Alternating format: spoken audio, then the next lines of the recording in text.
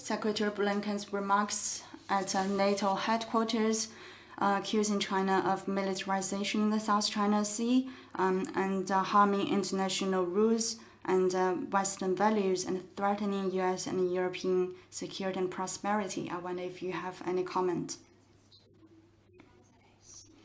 The remarks by the US official shows once again that the US side allows itself absolute freedom in launching wanton allegations. We've stated our position repeatedly. I would just like to stress that no one can accuse China of militarization in the South China Sea. To develop and deploy necessary military equipment in islands and rifts in the South China Sea, China was not the first to do so. Others have preceded and surpassed us in this regard. The US cannot use militarization to deprive China of its right to self-preservation and self-defense on its own territory. In the 250-year US history, only 16 were war-free. The US has over 800 overseas military bases. Its military expenditure ranks the top in the world for many years, accounting for 40% of the world's total.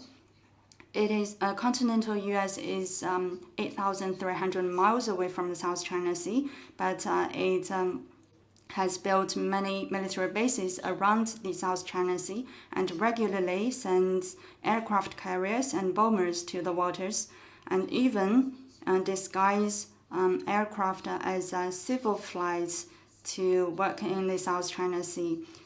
It fits the description of militarization, and it harms navigation freedom in the South China Sea.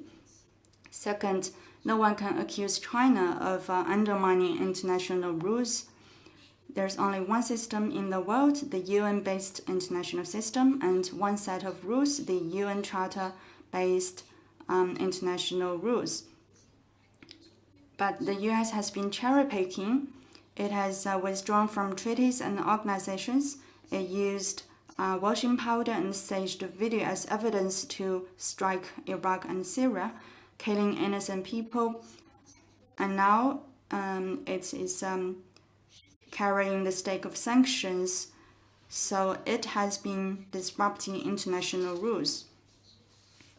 And it is not China that has been undermining Western values. The world is a diverse place with colorful civilizations. The US and its allies only account for about 1/10 of the global population.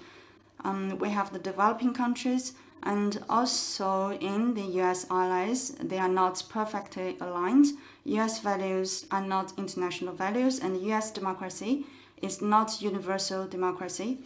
If the US truly cares about human rights and its values and democracy, then why did the US acted so indifferently as 500,000 people died within 1 year? Actually, the US is undermining Western values. China only wants to manage its own affairs. We have no interest or energy to interfere elsewhere.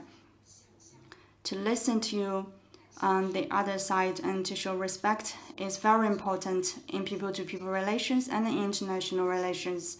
The US, with its democracy and values, it may look nice in imagination, but in reality, it's not working so well. The US should know itself. Others reject zero-sum mentality and Cold War mentality and learn to deal with others with respect and equality, and truly assume its responsibility to world peace and development as a major country.